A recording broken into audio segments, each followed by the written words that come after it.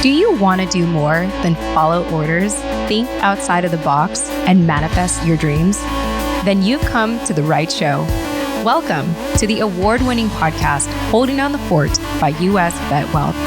I'm your host, Jen Amos, a Gold Star daughter, veteran spouse, and entrepreneur.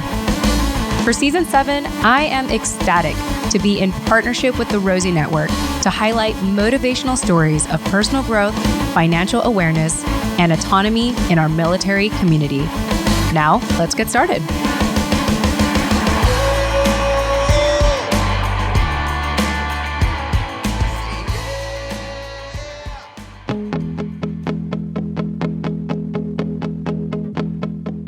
All right, everyone, welcome back. It's Thursday. I always love Thursdays because it's an opportunity to bring you all into my world here at US VetWealth.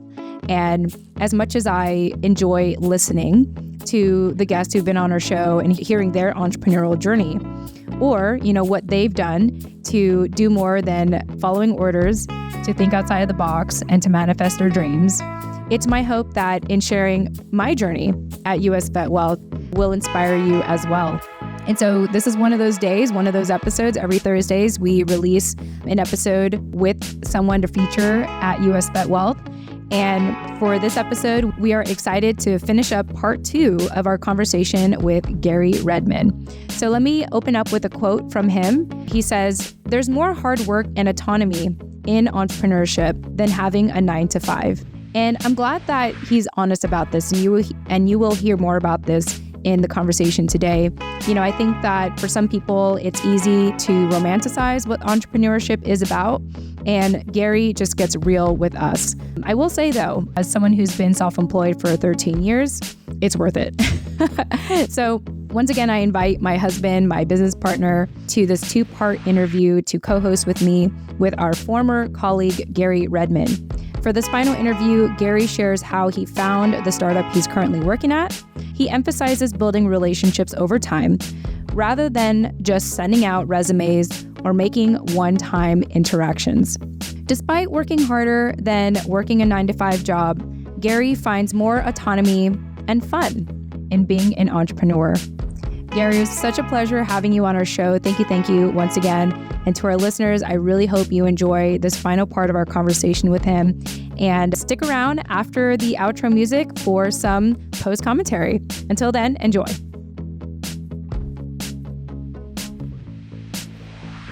Gary, I wanted to ask you about, as you've been going through this process, you give yourself more runway than most.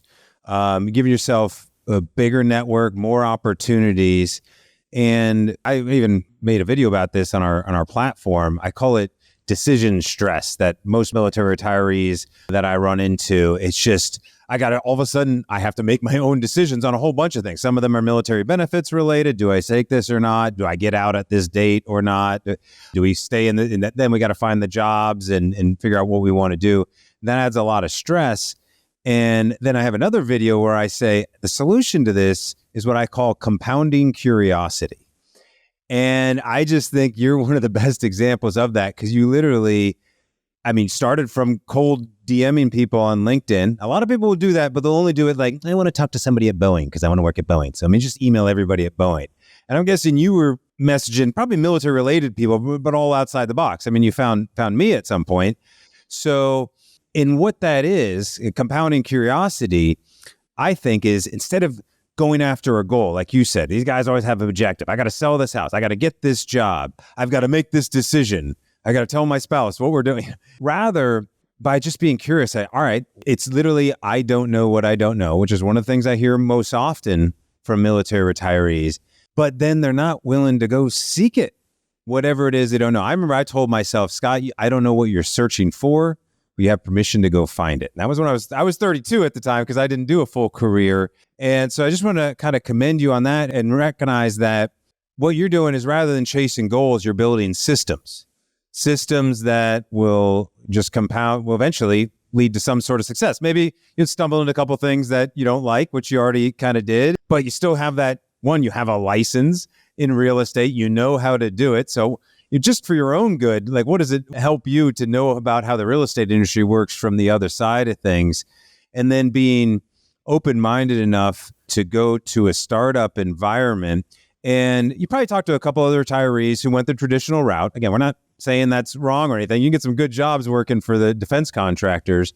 But as you've talked to other people who've gone that route and compared it to what you're doing now, exploring this startup, or maybe some other guys that are going through transition with you, they got to be asking you, Gary, what are you doing? What's that like over in that kind of company instead of Booz Allen or Raytheon or whatever? Those conversations coming up at all? Anything you want to share from that perspective?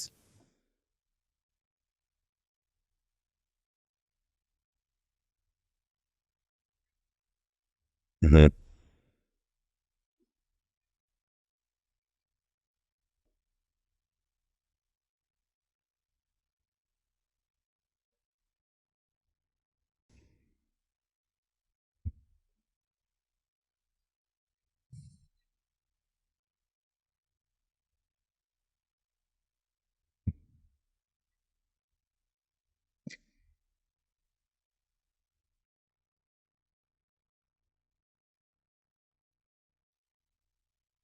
Yeah, isn't it always all a risk? Like, because we were talking to Mike Wallace yesterday, and he said, "Hey, we've had graduates got hired by the big companies. You mentioned it yourself.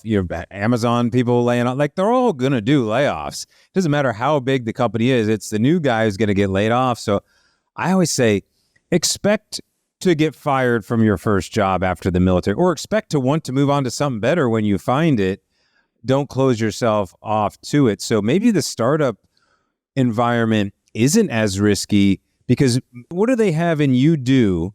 You're going out and representing a company, a firm to other people. You're networking, you're continuing networking, you're doing it for the company, but obviously that's going to pay dividends versus if you get hired at a traditional corporation, you're going to spend 6 months onboarding in a special class where you're learning new SOPs and stuff, and which aren't going to be useful if you get laid off the next month versus you're making your own SOPs.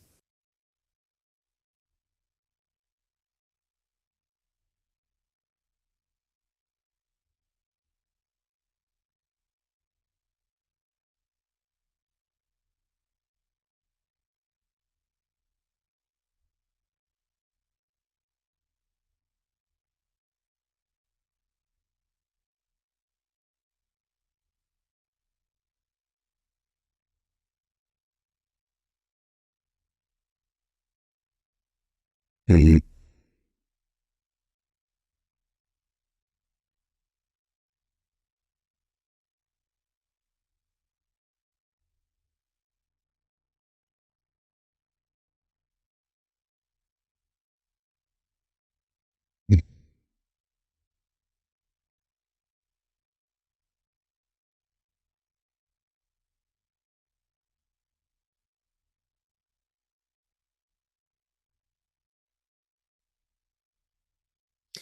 Right on. Hey, Gary, let's go back a little bit to when we first started chatting. I'm just curious if you wouldn't mind sharing, like, what was your perspective when you first stumbled into us and what we were doing, and kind of why you wanted to reach out and kind of how we got started doing our version of networking? Because I'm always like, hey, well, rather than just having a monthly Zoom call, to catch up, let's do a show. Were you expecting that?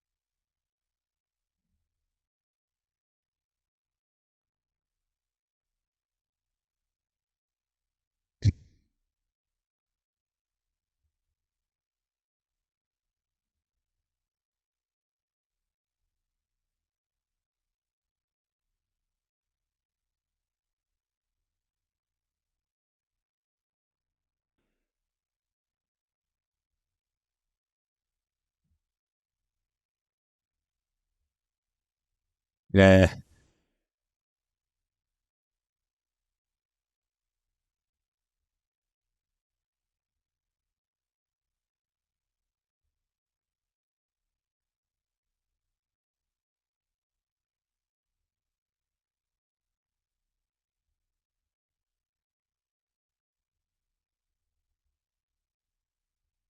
Mm-hmm.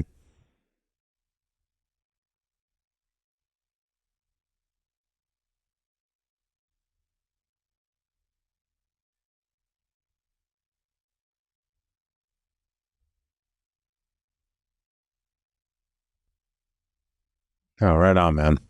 Well, awesome, Gary. No, I appreciate you coming on and checking up with us. I mean, the cool thing is we can keep doing versions of this, as our version of getting back into things. Now that we've kind of gotten our thing together, because when we first started chatting, we were still testing out our ideas, which has essentially became our US VetWealth program, starting a war chest as an alternative to survivor benefit plan. Jen, any other thoughts or questions you want to ask before we let Gary go to lunch? Yeah.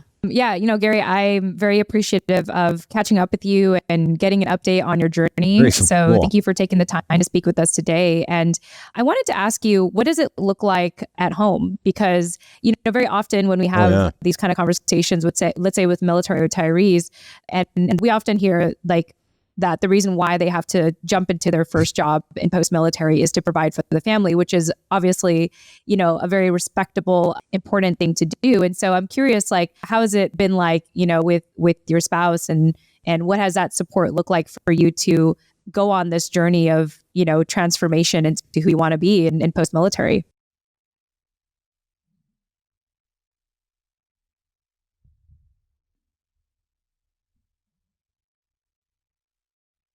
Wow.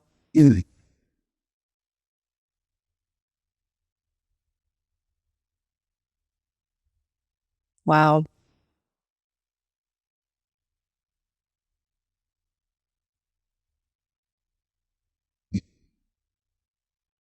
Mhm.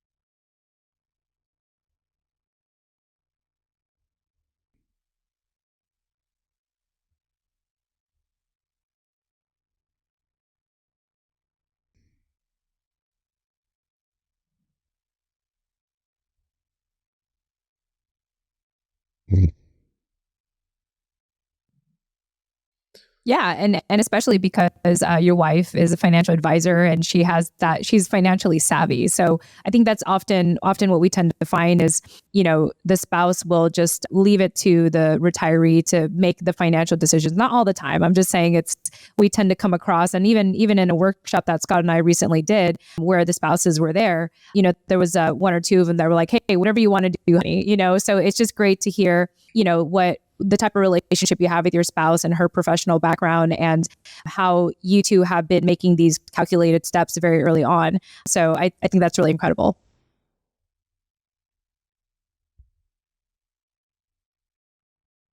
Mhm.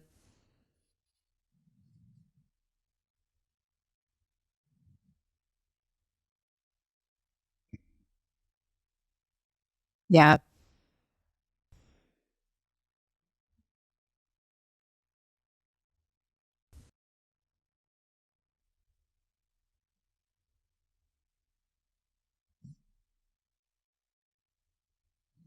Mm, yeah.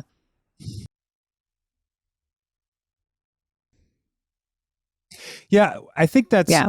one of the limitations that we see. And I was actually going to allude to it a minute ago when you were describing the situation. I call it the pain of mediocrity. Is until the retiree or the veteran, myself included, until I recognized that, oh, these people are just kind of spinning in circles, just trying to justify their existence for their paycheck, and that's, who they got to lay off. It's in we see all these TikTok videos. My day at LinkedIn, my day. It's like, holy cow, is this what's really going on? And we know what the defense industry is really like. Yeah, there's probably some work going on, but sometimes, it depends when the contract's coming in, or what war's going on at the time.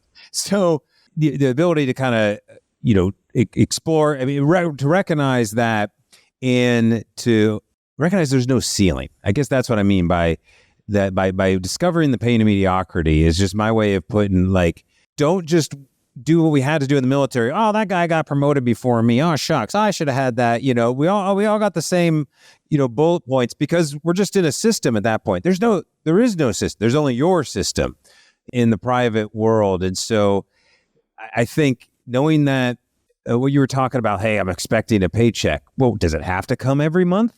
What if the paycheck comes once every 2 years, but it's 10 times as much money? Is that okay? Well, for a lot of people, no. They just don't either have the financial position, a war chest, as I like to say. Read our new book. Don't forget your war chest, because if you do have a war chest, you give part of that is having the pension. Yeah, that's not enough to retire on. You still got to get a job, but it's a buffer as long as you're not needing every dollar at retirement. So I know you've positioned yourself well for that. But what would you say to people who are just like, I just need to get that paycheck. I want to get paid what I'm worth, $200,000 a year. It's like you can add another zero to that. It'll take a few years, but why aren't we aiming for that and accepting that that's possible? Yeah.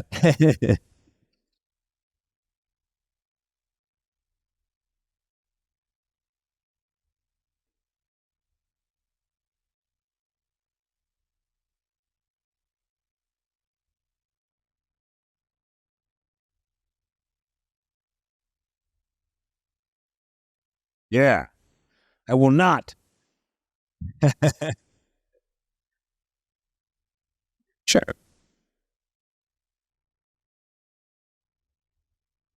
But see that I think that's like that's our safety net. We know we could always get a job, but we live in America, and America is supposedly known as a land of opportunity, and that's what we're doing. We're taking these opportunities, we're taking these chances on ourselves. And yeah, should anything happen, we could always fall back on a job. I also just want to recognize that, or I think it's great that you and your wife communicate really well. And I want to know what you would like to say to, let's say, other couples who maybe it's not as easy. Like I don't always think, Scott, that military retirees want to be mediocre. I don't think that's the case. I think it's usually a family decision, and the spouse needs to feel a sense of security or whatever. Like there needs to be that sense of security given young kids or what have you, and that is why some of them do, and a lot of them do end up doing the 9 to 5. But is there anything you want to say to, let's say, those couples? Maybe the retiree, maybe the veteran wants to kind of take the path less taken. What would you say to them, and how they can communicate with each other to take those chances?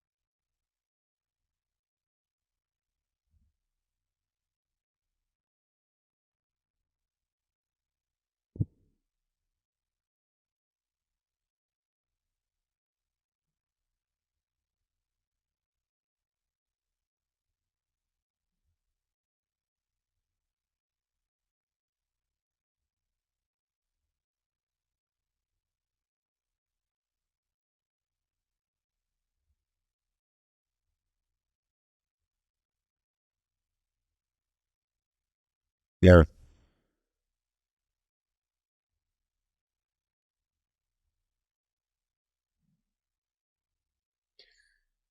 So it sounds Wow.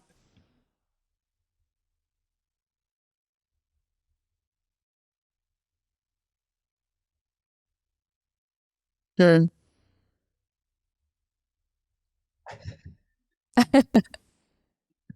yeah. Mm. Yeah.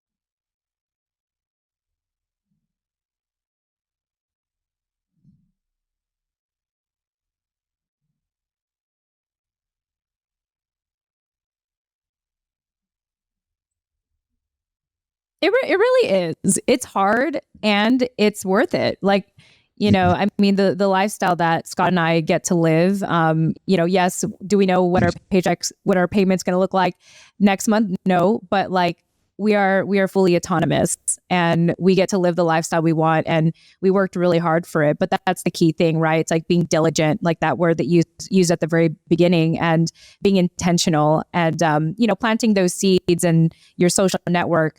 Even if you don't know if it's going to blossom into something, it's really a lot of stepping into the unknown. I like to say it's like stepping into faith every day and seeing what comes of that later on. But for people who want that instant gratification, that stability, that routine, yes, the 9 to 5 is definitely perfect for you. And then for everyone else that wants more autonomy, this is what it looks like. This is what it looks like to be autonomous. And it's not perfect. It's not like we made our final destination, but I'd like to believe that there's more joy and purpose and fun in the life that we're living. Go ahead. Yeah.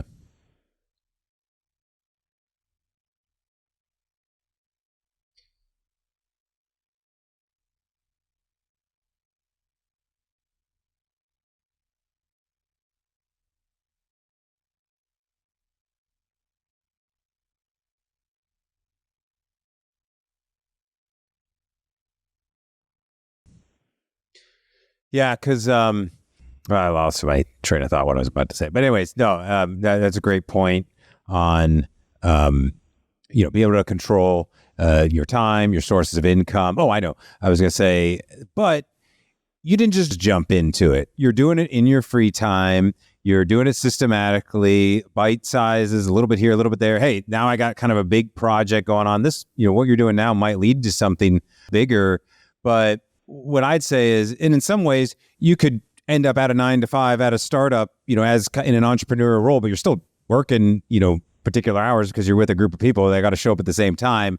Like that's going to happen too. I think the coolest thing about your story is that you found a smaller business opportunity, whether it's self-employment or working for a startup. Like I encourage more retirees to seek those opportunities out because they're not going to. A lot of small businesses aren't on LinkedIn with obvious job postings because, hey, it's only 3 people, but they would love to have your help and have a competent person who's willing to just say, no, I don't know anything about what you guys do or this skill set, but, I didn't know how to fly a plane before I joined the military either. Like, okay, we'll learn it. It's not that crazy. Like I always joke that the pilots that we talk to, don't want to be on LinkedIn. There's, too many buttons to press. I was like, what? You guys looked at all the, you flew a plane with all these gauges and stuff. So, just congratulations on doing that. And I encourage others to kind of follow that path because us small businesses, we need you. We need you out there.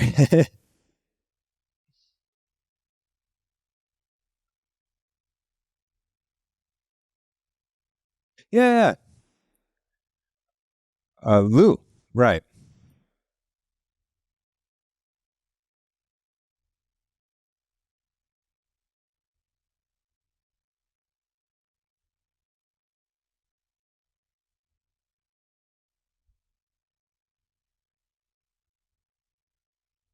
Right on. Well, awesome, Gary. Well, hey, we'll let you get out to the beautiful day in LA, I'm sure. But thanks for joining us, man. And I look forward to keep catching up here as you're networking, and we'd love to be a part of that networking circle. Because I know at some point, just by you networking so much, you're going to become the guy to know. And you probably already are in a lot of your circles. Like Gary's the one who knows all the people. It's like, that's the benefit of being the one out there networking. I don't know why nobody does it. It works if you do it. So great catching up, man. And we'll talk to you soon.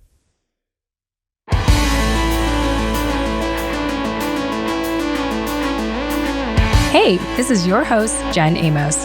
Thanks again for listening to today's episode of Holding Down the Fort by US VetWealth. Visit holdingdownthefortpodcast.com to access the full show notes of this episode, including resources mentioned and bonus content. Once again, that's holdingdownthefortpodcast.com. Lastly, stay after this outro music for something a little extra. Thanks again and chat soon. Bye for now.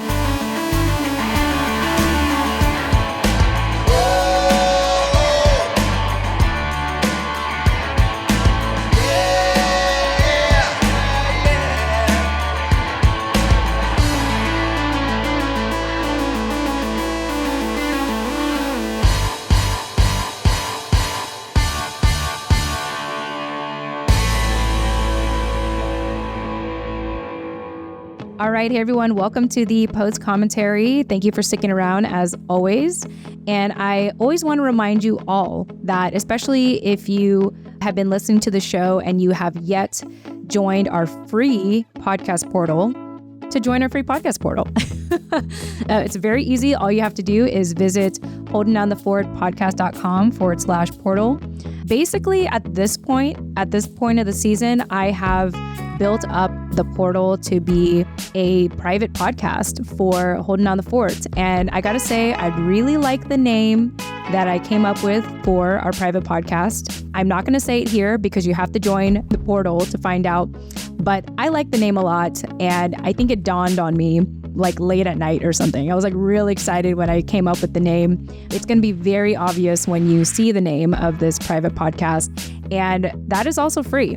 In addition to the portal, it's free. And all you have to do is join the portal. And the podcast is really great for people who want to continue to consume our bonus content on the go. And maybe the app isn't as convenient, but the only way to get access to the private podcast is to join the portal. So once again, the website is holdingdownthefortpodcast.com/portal. And as I mentioned in past episodes, but I'll reiterate it here, I've really enjoyed a lot of the content I've been releasing. Anything from sharing podcasting basics to bringing you in to listen to how I consult other people to my journey of moving my private office back home, despite having a private office for the last 2 years, and why it means so much to me to move my office back home, etc., etc. Oh, and also some productivity tips. And I believe by the time you join this portal, there will be even more content for you to listen to and digest and hopefully continue to get a lot of value from so that you can continue to do more than follow orders, think outside of the box, and manifest your dreams. So I hope you'll join us. Once again, the website is holdingdownthefortpodcast.com/portal, and I'll see you there. And with that said, I will chat with you in the next episode. Till next time.